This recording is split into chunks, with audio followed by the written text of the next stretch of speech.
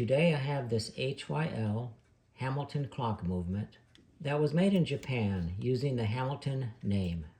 They were manufactured in Japan sometime during the 1970s and 80s under a license agreement to use the Hamilton name. Plates and steel arbors were chrome plated. The customer has owned this clock since new, and it was last serviced in 2000. They've not been able to get it to operate for the last 5 years. Let's take a look to see if we can figure out why it stopped working. I'll first check for pivot to bearing wear. This amount of wear is most likely why it stopped working. Misalignment between the gear teeth and pinions cause so much friction that things grind to a halt. Signs of over-oiling and 26-year-old oil that has dried.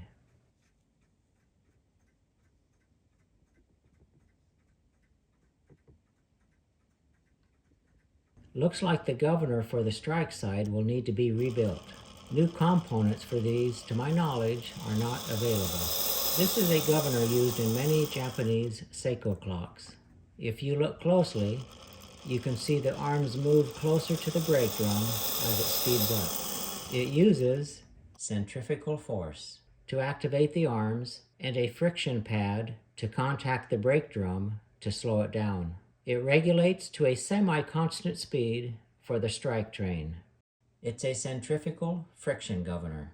Designed from an American patent taken out in 1935 by E.W. Porter for clock trains. This one is functional, except the rubber brake pad has become brittle and fails to function as designed in its present state.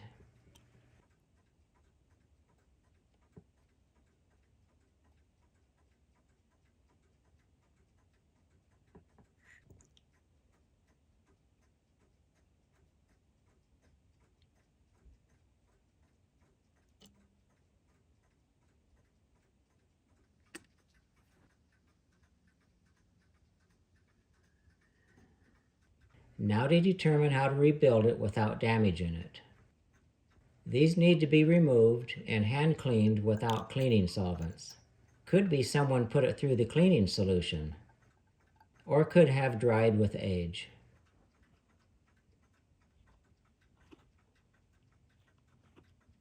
This brake pad is intact, but is cracked and is on its way out.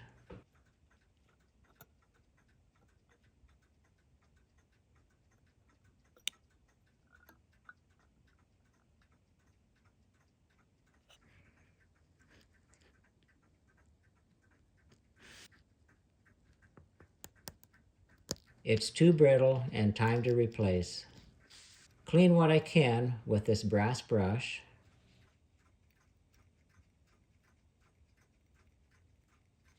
Remove the governor from the arbor.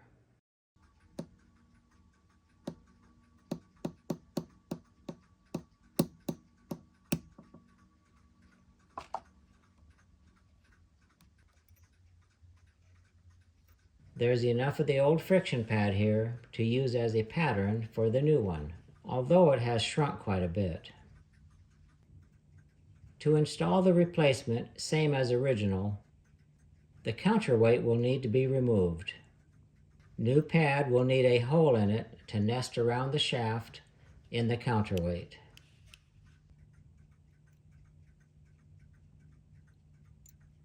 I'll fabricate a custom punch from this brass stock for the new friction pad material.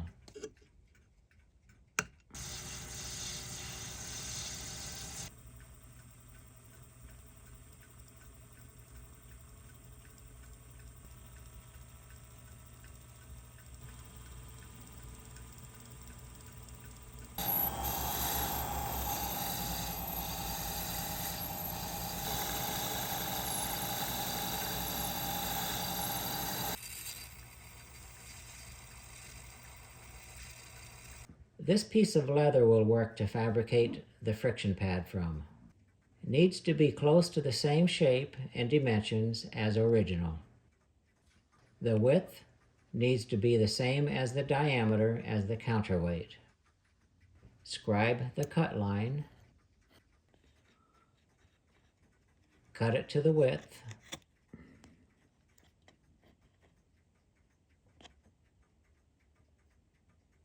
the width looks good, now the thickness. For the thickness, I'll use the uppermost layer of the hide. It's the most durable layer of leather. The full grain and top grain layers contain the dense, tightly packed collagen fibers. Looking up close, you can clearly see it's the most dense part of the hide.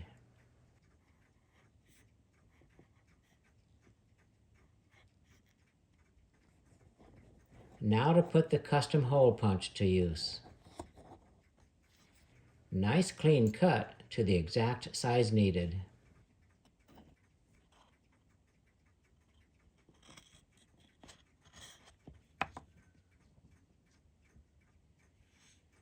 I've decided not to remove the counterweight, so we'll attach the replacement differently than the original. It won't look the same, but will be functional and 100% reversible in the future.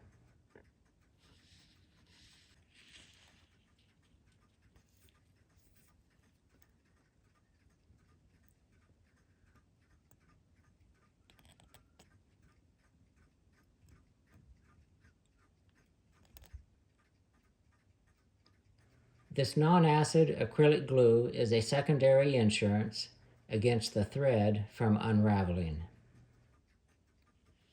Press it back on its arbor. The ends of the friction pad will need to be trimmed to fit the brake drum. Do a fit test.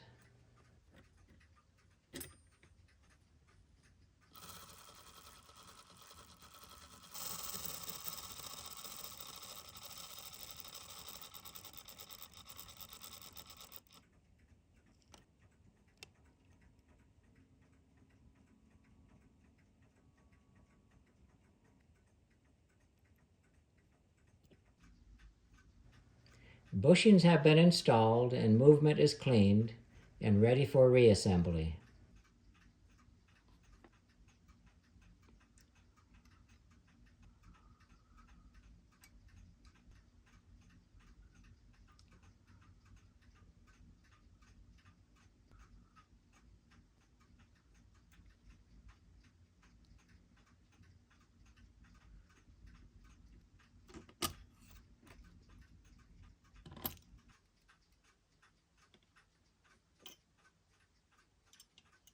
Oil the movement.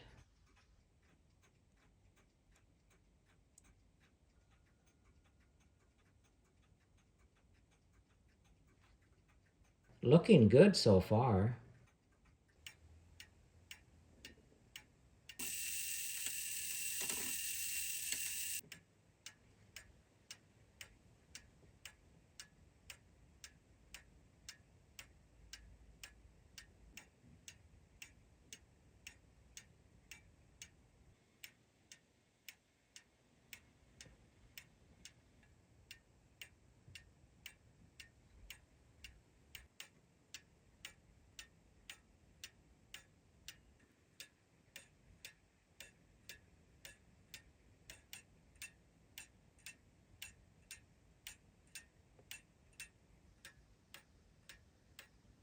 A nice running Japanese HYL Hamilton fitted with a friction governor, keeping up with time again.